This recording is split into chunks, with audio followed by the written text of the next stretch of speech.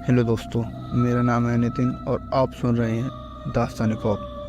तो चलिए शुरू करते हैं। ये कहानी मुझे रागी ने भेजी है। मैं उत्तर प्रदेश से हूँ। यह घटना मेरे साथ 2 साल पहले घटी एक सच्ची कहानी है। हम 3 दोस्त थे। दिसंबर का महीना चल रहा था। हम तीनों पहचान वाले की शादी में गए हुए थे। हम तीनों को ड्रिंक करने का बहुत शौक है। हम तीनों शादी में पहुंचने से पहले ही ड्रिंक कर लेते हैं। ड्रिंक करने के बाद हमारे कदम लहक जाते हैं। जैसे तैसे हम तीनों शादी की जगह पर पहुंचते हैं। हम तीनों ने शादी में खूब एंजॉय किया। तकरीबन रात को 2 बजे हम वापस अपने घर के लिए निकल जाते हैं। रात ज़्यादा होने की वजह से हमें कोई वाहन भी नहीं मिल रहा था। हमने सोचा क्यों ना पैदल ही चला जाए। हम पैदल चलने लगे। कुछ दूर चलने के बाद जिस रोड पर हम थे वहाँ की सारी स्ट्रीट लाइट बंद थी। हम थोड़ा डरते हुए चल रहे थे क्योंकि पूरे रोड पर कोहरा था, कुछ भी नहीं दिख रहा था। हम अपने चलने की भी आवाज़ सुन पा रहे थे।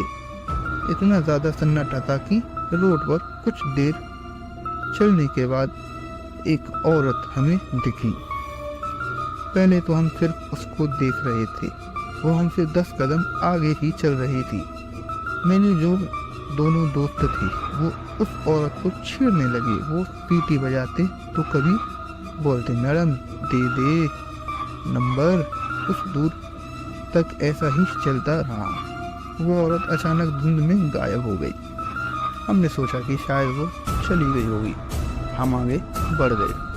हम थोड़ा दूर और चले थे कि तभी पीछे से किसी की फाइल की आवाज़ आने लगी। हमने पीछे देखा तो पीछे कोई नहीं था। हम आगे बढ़ गए। कभी किसी के चिल्लाने की आवाज़ आई जिससे हमारे दिल की धड़कन बढ़ गई। हमने इधर उधर देखा तो कोई भी नहीं दिखा। जैसे ही हमने वापस चलना शुरू किया पीछे से एक आवाज़ आती है, क्यों नंबर नहीं लेना मेरा। हम डरते हुए पीछे देखते हैं तो वही औरत हमसे 5 कदम दूर खड़ी थी। उसकी लाल आंखें जैसे आंखों में खून उतर आया हो। खुले बाल हवा में किसी उड़ते कपड़े की तरह। मुझे देख हमारे एक दोस्त तो वहीं बेहोश हो गया। मैंने उसको उठाया और अपने कंधे पर डाला और भागना शुरू कर दिया।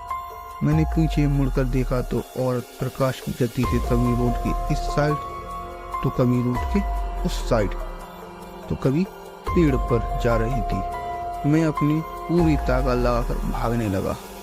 हम जहाँ रहते थे मैं वहाँ पहुँचा। बेड पर जाकर गिर गया।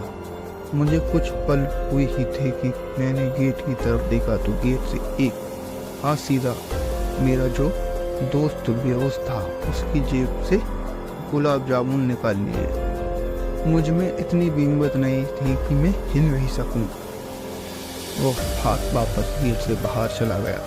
मैंने जब खिड़की से बाहर झांक कर देखा तो वही औरत उस पन्नी को खा रही थी। उसने मुझे देखा और वहाँ से गायब हो गई। मैं भी बेहोश हो गया। बस इतनी ही थी मेरी ये कहानी।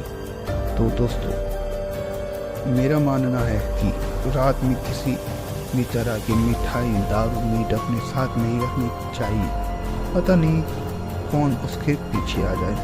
तो कैसी लगी आपको ये कहानी कमेंट में ज़रूर बताना। तो मिलते हैं आपसे अगली वीडियो के साथ। तब तक अपना और अपनों का ध्यान रखें। धन्यवाद।